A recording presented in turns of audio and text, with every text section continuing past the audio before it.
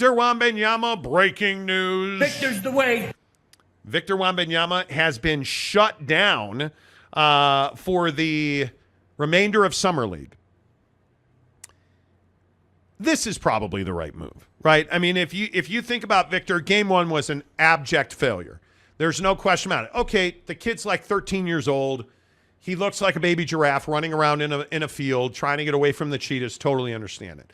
Game two, he was much better against less competition, let's be honest, but he was much better. What more could possibly go right for Victor Wembanyama in the Summer League? And I say this is the right move by the San Antonio Spurs, but let's not get this twisted. Victor Wembanyama is a project at best. This is a guy that was said to be the greatest prospect ever, a better prospect than LeBron James, to which I say you're crazy. And if you go back 6 months a year on this show, we've been telling you this guy's not an NBA body. His skill set is not yet NBA ready. He cannot shoot at the NBA level yet. And what did we get in the NBA Summer League? What did we get in the pre-Summer League workouts? A guy who can't shoot at the NBA level yet, who cannot dribble or penetrate the paint because guys take the ball from him. He was backing down a player that was 6 inches shorter than him who immediately took the ball away from him because he's not ready. Victor Wembanyama has a ton of potential. I don't even believe he's going to be a bust. But that's going to be 2-3 years down the road. Jake, I think what we learned is what we already knew. Victor Wembanyama's raw, and he's a project. Yeah, absolutely. And I think that Victor is, got a lot of potential, but I think that it is disrespectful disrespectful in a number of ways to say that this guy was anywhere near what LeBron was when he came into the league. LeBron dominated the league right out of the gate. Now, everyone likes to say, oh, he had like 14 points or whatever it was in his Summer League debut. But what I'm telling you is that Summer League is basically a showcase to allow us to see what you have to offer right now in your game. And hey, yeah, Victor, bad shooting night. I think he was like 1 for 9 or whatever it ended up being in that first game. Okay, cool. Bad shooting night. Great. First game out. All right, we can all write that off. But I have to agree. What I saw in the second game, yeah, did he put up numbers? Absolutely. Were those numbers the way that I'd like to see him play the game or the way that I think he's going to have to play the game in the NBA regular season? No, not at all. I mean, you're talking about a guy who basically just wants to play pick and roll and wants to shoot from the outside. And hey, I agree, you can develop a jump shot, but you're at some point going to have to guard the other team's big. At some point that's going to happen if you're going to be out here at 7'3.5" or whatever he is now, right? Like he's going to have to guard. And I'm not even talking about Joker or Embiid. Throw those guys away because they'll dominate anybody. I don't care how tall or short you are, they're dominating you. Yep. Like give me Nick Claxton would dominate Victor. Give me Andre Drummond, Nikola Vucevic. Right? Like, those guys would own this cat offensively. And that's where I think San Antonio is going to have to find the middle. Because you know that this guy's got to get in the gym over the next couple of years and put weight on. You know that. And he's going to do that. I'd be shocked if he didn't, honestly.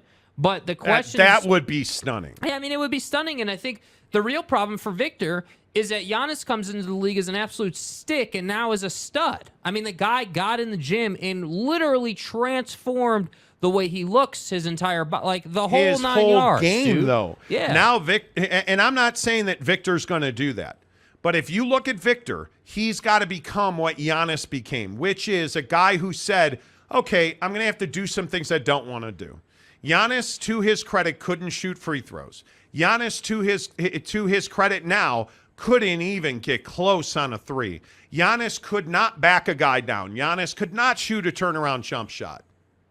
Giannis can shoot threes, can make free throws, dominant low post player, dominant mid-range player, dominant turnaround jump shot player. Yeah. One of the best defenders of his generation.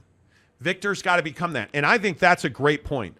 Victor Wembanyama cannot compete defensively in the NBA Summer League. Yeah. He can't compete defensively. How is he going to compete against bigger, more polished bodies at the NBA level? That's what I think his biggest struggle is going to be. Yeah, and I thought it was really interesting that they played him in essentially 5 to 7 minute spurts, right? They were real careful with him, and I think that's absolutely the right way to go about it. You don't need this guy sustaining some major injury or really any injury at all if you can help it. And I think everyone's well aware, and I don't know if Victor would admit it or not, but I think Victor probably understands that because of his body and the way he's built, he's a little more susceptible to injury. I don't think that's a hot take. I think that's just the reality of the situation. So to me, if I'm San Antonio, the first thing I'm having this guy do is develop his legs. I need this guy to be really strong on his lower half, because the top half will come along. I mean, again, the guy's a kid. But if you can get your lower half right and protect this guy's knees, ankles, protect the vital joints, he's going to be fine. But I just think that the whole time, and like you said at the beginning, we've been saying this forever if you listen to the show, the guy just is not going to be NBA dominant ready for 2 to 3 seasons, in my opinion. I do think his shooting will come along quickly. I do think the other big challenge I saw in Summer League, he was not amused that he was not getting the ball every single possession. There were possessions where he didn't touch the ball, and you can see him stand at the top of the key clapping and being like, what the hell? And like, not but amused. his flop game's on point. Yeah. His flop game's on point. And real quick, though, the other thing is we got to stop this. Who's better, Kobe or LeBron? Kobe or Jordan? Victor Wembanyama had no business being compared to LeBron James. No. And I think part of it is LeBron is one of the most divisive figures in all of professional sports, right? I mean, there's no, LeBron's whatever. No, you either like him or you hate him, period, point blank. Yeah. There's no in between. But we've got to stop comparing a kid in France who's playing at a level below the G League. Like the best level in France is below the G League. And I think we saw that with Scoot. Scoot Henderson is a far more ready player than Victor Wembanyama is.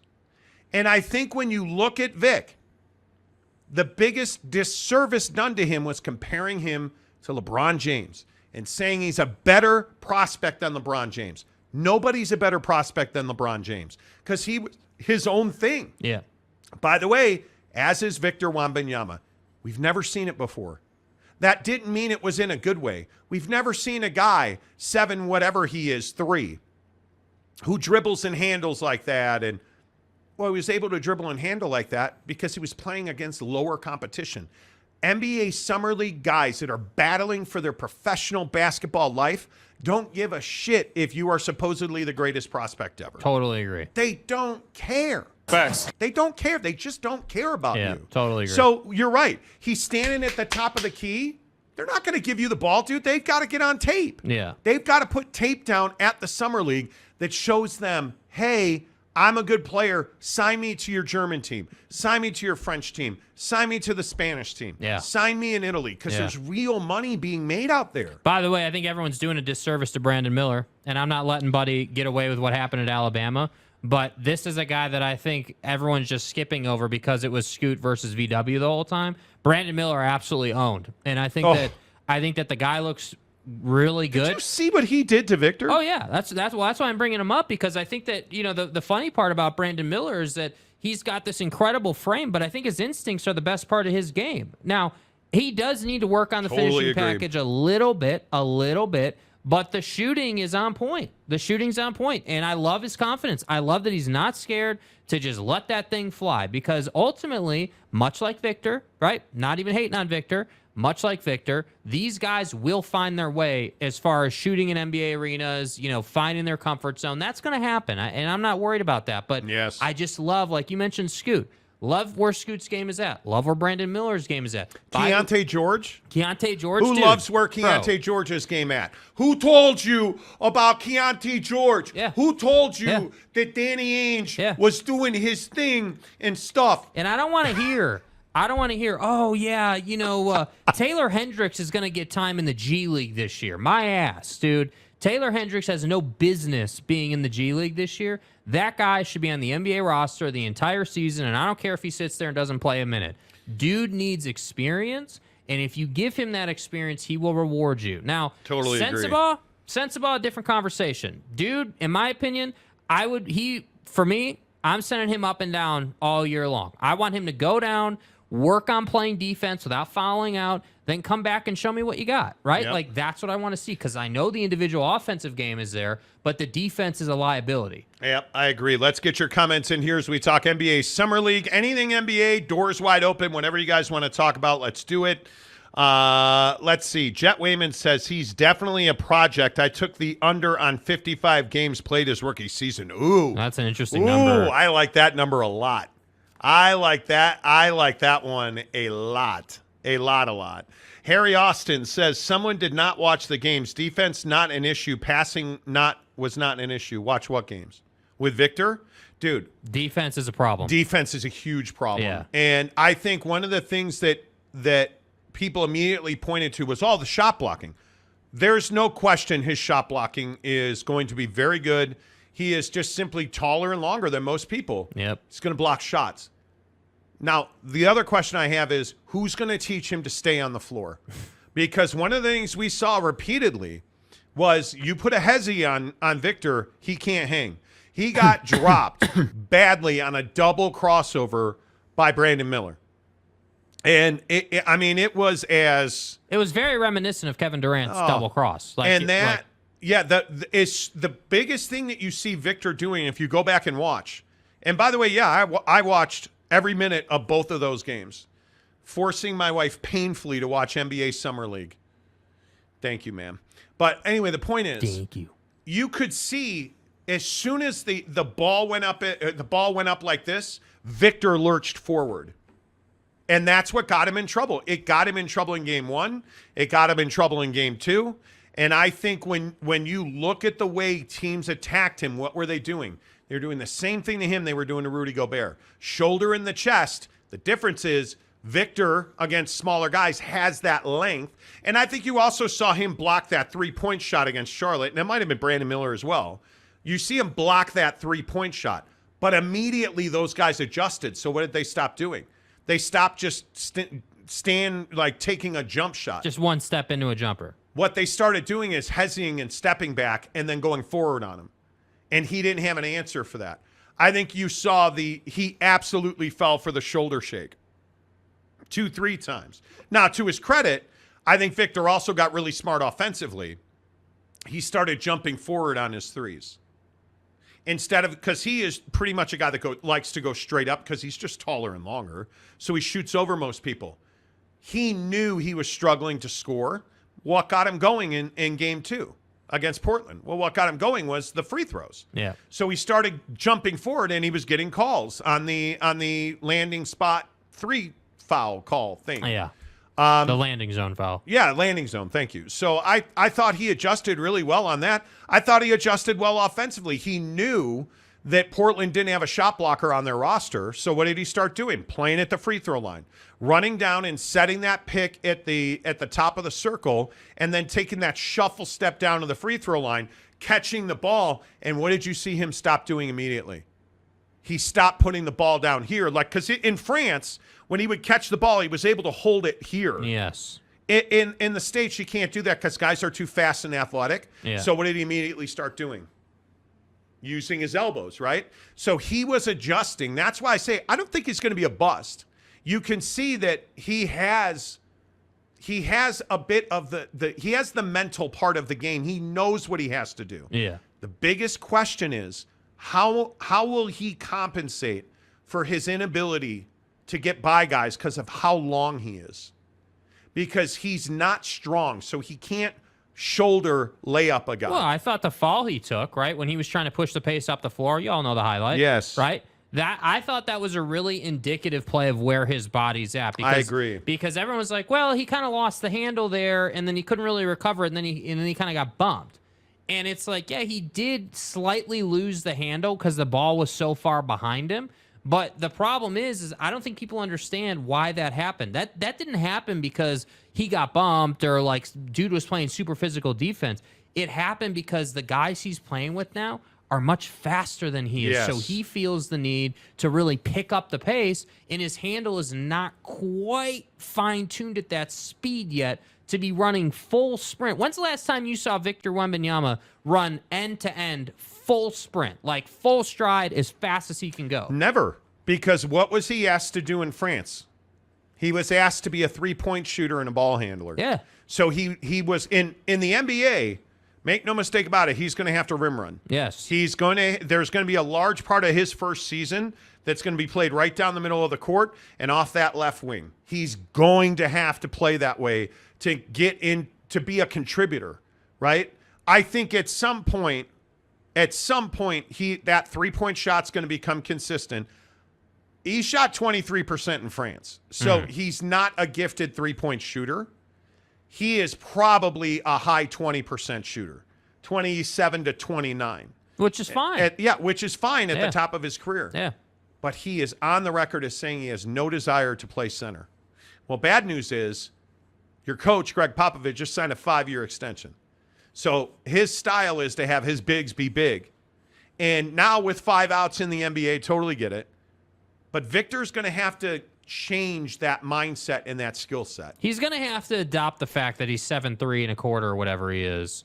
And that inherently means that, hey, you're going to have to rim run a little bit. You're going to have, it's not, hey, you have to be a traditional big. That's not what they're saying to him. But what they're saying is, hey, we understand you've got the handle, skill set. Okay, you've got all this great stuff as part of your game that traditional bigs don't have.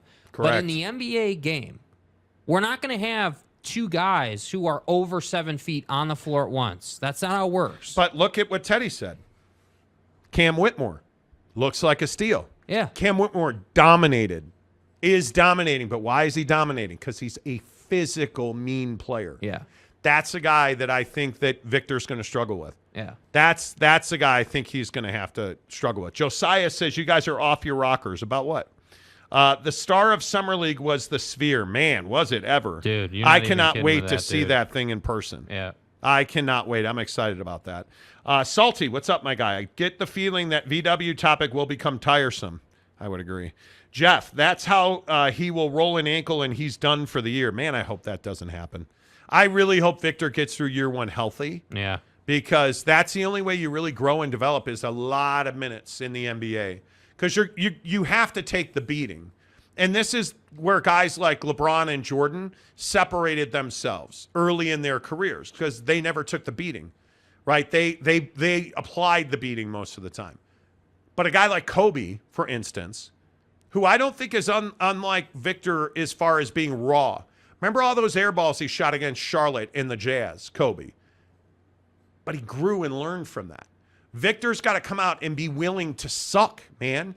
And you have got to embrace the suck if you're Victor because you just aren't ready to play at this level yet. Yeah. You're going to grow into it, and I would think your skill set's going to grow into it. But that's probably 3 years down the line, man. Yeah. So I think he's going to have to be mentally tough. He is going to have to be mentally tough for sure. Nate Davis, Keontae George had a great game on Saturday night. It was awesome what he did. You guys think? I do. I told you on draft night I was super stoked for him. Mm-hmm. If you're in our Instagram members only group, I think you probably know that I'm a huge Keontae George believer. I think his physicality. The thing that I loved the other night about Keontae was in the first half he was a facilitator. In the second half he was a killer with his jump shot and his scoring. That ability to hezzy with his right shoulder. That one move where he just kind of flinched up to shoot and then went right by the guy because he's quick and physical so he can get to the basket now. And you're seeing a guy like him, and it's what I love about college basketball players. They just have spent that year learning how to beat better players. And I love that. I love that about guys like Keontae, man. Yeah. I think it's why I'm interested to see how Taylor develops over the summer. It's why I'm really interested to see some of the games that Walker's going to play, Walker Kessler for the Jazz this summer in the Worlds. I'm really excited to see that. It's why I really like that a guy like Jabari Smith or Ochai Agbaji, some of these second-year guys that are playing Summer League, that's what I love about it. Yep. Because it's really hard, and I don't know how many people realize this, but it's really hard for an established NBA player. And when I say established, like an Ochai Agbaji, second half of the year was getting regular minutes with the Jazz. He is established as a part of the roster. Do you know how hard it is for that guy to show up at Summer League and succeed? They're not going to play system. You're going to have a lot of selfish guys. because 95% of the players in Summer League are never going to play in the NBA. Yeah. They're G League or Europe players. And so they're trying to, again, put out tape. So a guy like Ochai who's trying to play a system, he's trying to play smart basketball, make the right pass, because during the season he's not a shoot-first guy. But what did he do? He ran the floor, took a lob, threw it down. Like, you love that about him. Yeah. And I think that's what's so interesting about like a Jabari Smith. Struggled in game 1, far better in game 2. Yeah. I really have admiration for guys who are already getting a paycheck, have a contract, and are established rotational minute guys. Yeah. That are here to be like, hey, I need to get better. Because that's the only reason you play Summer League. Yep. They're saying to you, we need you to be a better leader, and we need you to be a better player. And I just have so much respect for that. Yeah. Yep. It's amazing to me.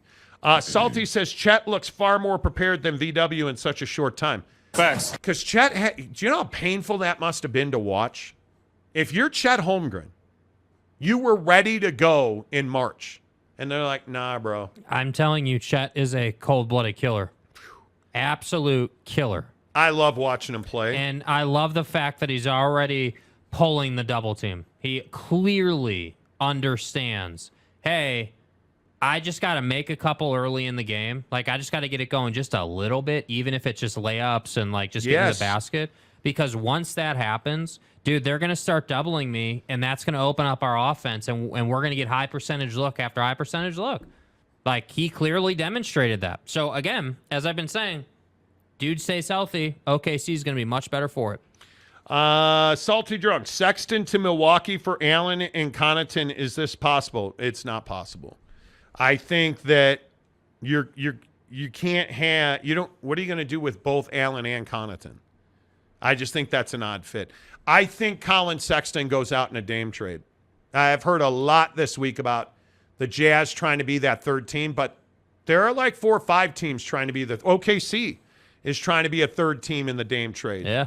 The Dallas Mavericks are trying to be a third team with Tim Hardaway Jr. in the Dame trade. Yeah. Like, there's a lot of teams trying to facilitate, but, you know, it's interesting that I think Jet brought this up as well. The Dame trade's a problem because I think when you look at the Dame trade, you have a player saying, I'm only going to Miami. You have a general manager saying, well, we're not going to send him to one place because that trade's almost impossible to make.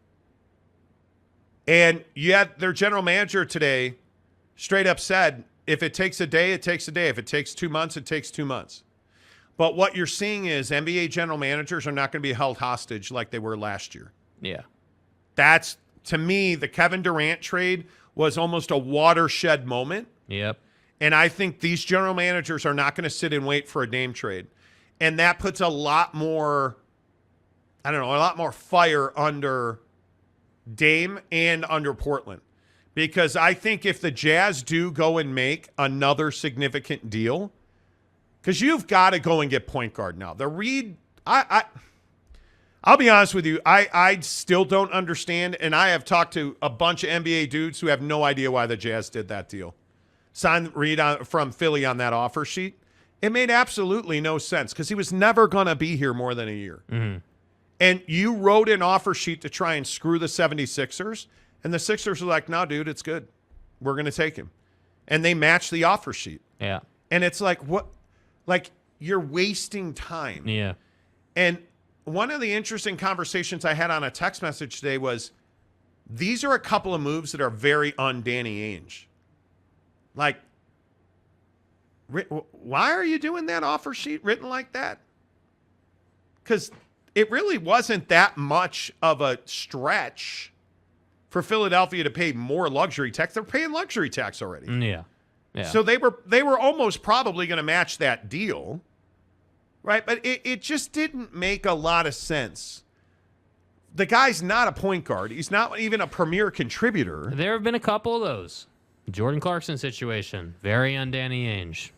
The Jordan Clarkson situation is very un-Danny Ainge. You're going to pay that cat. We were talking to one of our listeners, Alex, was up at Canyons Golf this Sunday. Jake and I were playing golf on Sunday morning, and we were on our way off the 18th, and he flagged us down, and we were talking hoop. And we were talking about the Clarkson thing. And it's like nobody is talking about it. Nobody is talking about it. There's one guy talking about it. Who is it? Ryan Smith. Congratulating Jordan, and because Ryan Smith wanted Jordan Clarkson. So you overpaid him significantly. Yeah. Not very Danny Ainge-like. The Reed contract offer didn't seem very Danny Ainge-like. Yeah. Like, if you're going to make that kind of offer, do it on an Io DeSumo. Yeah. Do it on a point guard. Do it on a two guard. Build depth in your roster. Now, my opinion, and from what I've heard, the Jazz are going to fix their guard depth problem through trade. And I think they're hoping, because I do think that Tim Hardaway is a guy that fits well for the Jazz. Because he's not making that much money. He helps you with your salary and your roster floor. Fits into the group. And he fits right into what they're trying to do. Yep. He's a really interesting guy. And if I could see Miami, Portland, Dallas, and Utah getting together on a Dame trade, where Dame ends up in Miami, Timmy ends up in Utah, and picks are exchanged. Yeah. I don't know what that is, but yeah, it's going to be interesting to me to see how all of this plays out. Yeah, the Dame thing has to be 3 teams. I just don't see how you're going to do that straight up. And I think that with his money, I actually think it's got to be 4. I think you're going to have to find you look at Dallas. I don't know that Dallas has the goods to get it done. Again, Io DeSumo was a really interesting example. Io's probably going to sign the offer sheet. He's got a $5 million offer sheet the Bulls have out on him. He's essentially restricted. Not essentially, he is restricted. Yeah. But the question is, why are teams not signing him to a sheet? Well, because nobody wants to waste their time and money. But apparently the Jazz felt like doing that on Reed, which I don't understand. But yet you won't do that on Io DeSumo. Yeah. Why? Are you waiting on a trade in 48 hours? Probably not. There's just that Jordan Clarkson move. Oddities. There's just some odd shit going on around the Jazz that I don't pretend to understand. Yeah. And it's really weird. It's really weird the way that the Jazz have done business the last 2 weeks. It just doesn't make a lot of sense. OG Gary, power back to the team and the managers. Yeah, we'll find out. Delaric, players have too much power, need to get more of an equal footing. Do they, though? OG Gary, hit a Bucky. I'm working out. Thanks for putting us on. Let's go, Gary. Let's go, Gary. Let's go, Gary. Tell you what, you guys. Get it going. Speaking of bucked up, man. And I'm not just saying this because they advertise on the show. They're great partners. We love our partners, all of our partners. But our guys at Bucked Up are fantastic. Getting on the scale this morning and, passing 35 pounds now. What I've eaten today, I had a protein shake, a Bucked Up protein shake with collagen peptides. I had a Buck Bar. You saw me take my buckshot. And I had Chipotle for lunch. I feel really energized. And I will say, interesting thing about the buckshot, had a headache. I had one of those low-grade headaches all day today. The Not ones that anymore, just kind of hang around? Yep. Gone. Yep. Don't have a headache anymore. Bucked Up just works. And guys like Gary that talk about getting on the treadmill and using Bucked Up, I'm telling you, man, use the promo code Monty to get Monty20 to get 20% off at checkout at buckedup.com, man. I'm telling you, it absolutely makes a difference in your life. I love it. I absolutely love it. Bucked Up has been absolutely game-changing for my nutrition, my sleep, my golf game. I put up a post on Instagram and Twitter today because people ask me all the time, do you really take buckshot when you golf? Yes. So I put up a picture from Sunday of me holding a buckshot and a golf club at the course. Yeah.